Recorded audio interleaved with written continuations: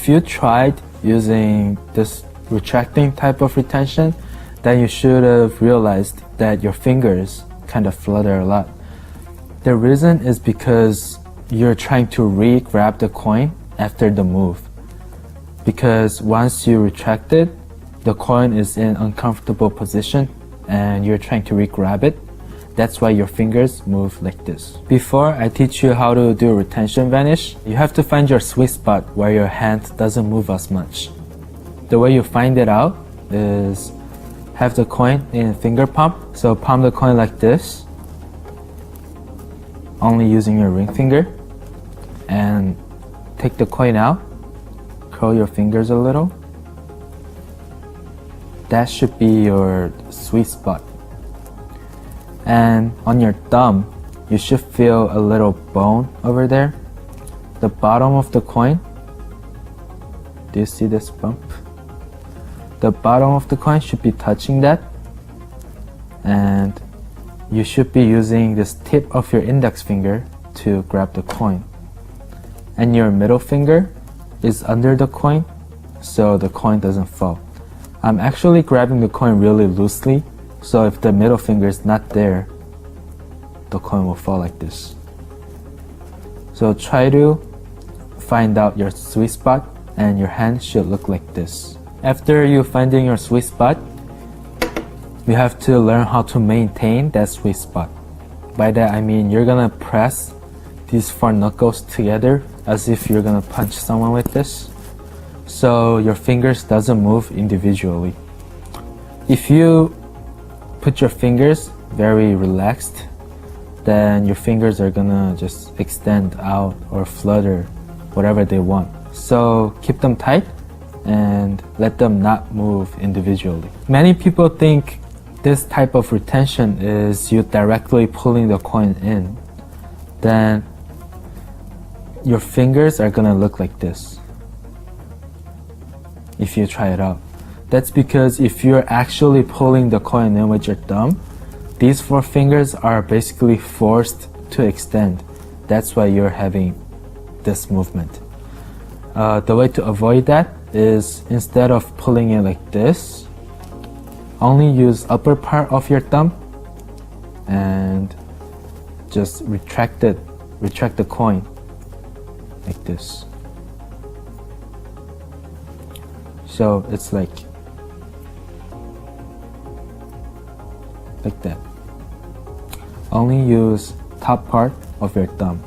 One quick tip is when you're executing Ukawa retention, try to bend your wrist outwards like this, so your hands are more free this way.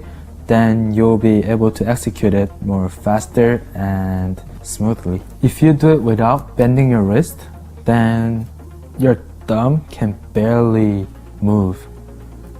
But if you do it like this, it can move a lot faster.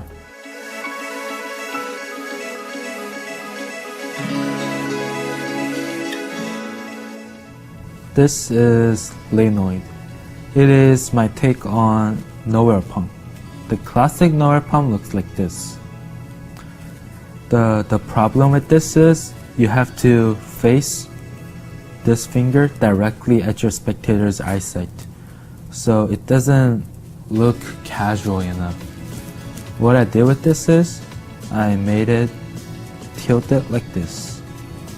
So when this coin is hidden from the eyesight, more of the palm is showing to your spectator. And the even hand gesture looks more casual, like this. How you get into it, one-handed, put the coin right there next to the middle finger and curl little finger and ring finger as your thumb is squeezing the coin too, so the coin gets to here, and this part still has to touching your middle finger like this. The reason you're doing this is because you want to use this part or any part of your ring finger to grab the coin. Once you grabbed it, it should be here like this. But don't open up your hands yet. When you're opening up your hand, use this part of the thumb to push it down and then open the hand. So, like this. You can also go into linoid when you're in a finger palm. So, put the coin in your finger palm and just go straight from there. Use your thumb to push the coin into your lower palm. From spectator's point of view, it should look like this.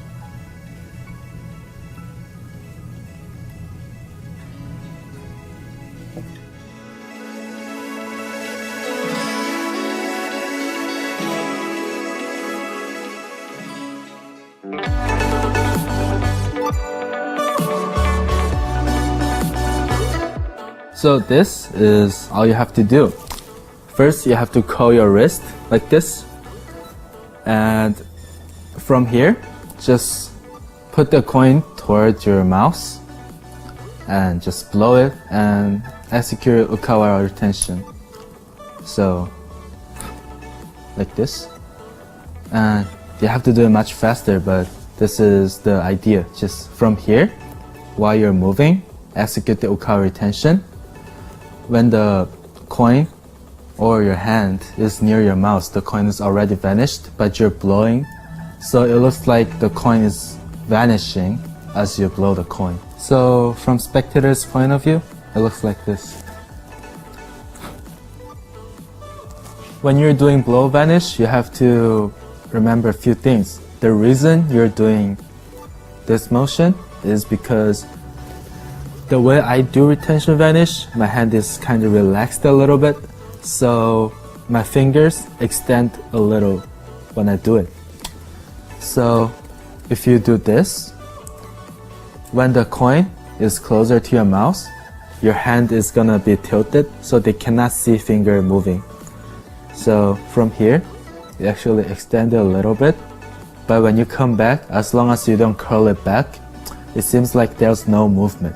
Angles. There's not really a bad angle for this, but there's actually a best angle. The best angle is directly to your spectator's face.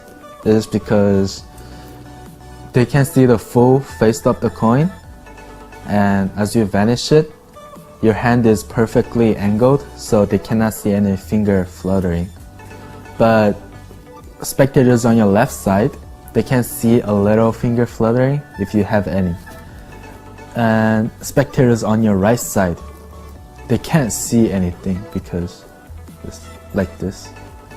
So just try to perform it directly to their face. When you're practicing, if you find yourself flashing a little bit, it should be your windows or your fingers fluttering. That means your Ukawara retention vanish is not on point yet. Put some more work in Ukawara retention. If you can do it perfectly, then you should be able to do blow vanish anytime, anywhere, efficiently, like a coin god.